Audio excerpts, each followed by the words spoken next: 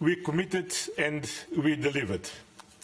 In October, we decided that the European Union would cover Ukraine's pressing financial needs for 2026 and 2027.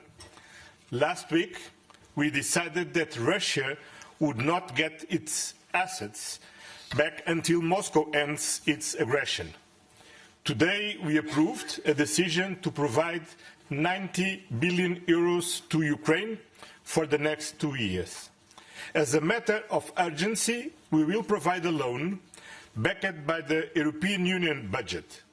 This will address the urgent financial needs of Ukraine. And Ukraine will only repay this loan once Russia pays reparations. The Union reserves its right to make use of the immobilized asset to repay this loan. At the same time, we gave a mandate to the Commission to continue working on the reparation loan based on Russian immobilized assets. On top of that, we have agreed to roll over our sanctions against Russia. Our goal is not to prolong the war. In fact, today's decisions are a crucial contribution to achieve a just and lasting peace in Ukraine. Because the only way to bring Russia to the negotiation table is to strengthen Ukraine. Today's decisions will provide Ukraine with the necessary means to defend itself and to support the Ukrainian people.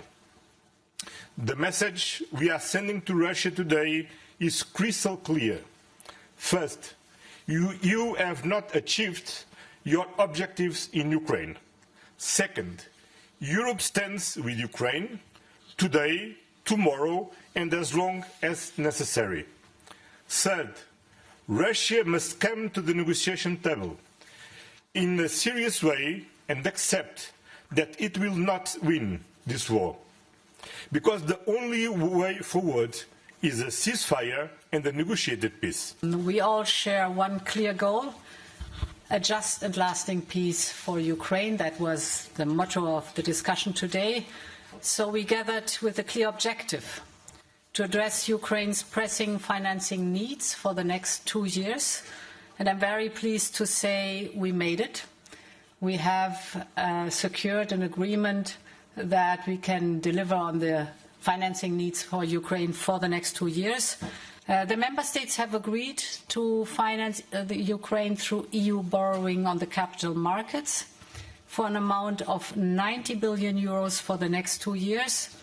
We will do this by way of enhanced cooperation that is backed by the EU budget headroom and based on an unanimous agreement to amend the MFF. Similarly to the reparations loan, very important here, Ukraine would only need to pay back the loan once it receives reparations. Until then, the immobilized Russian assets will remain immobilized, and the Union reserves its right to make use of the cash balances to finance the loan. This is the solution we found together, and as discussed in the last weeks, financing Ukraine beyond 2027 will then be part of the next MFF discussion.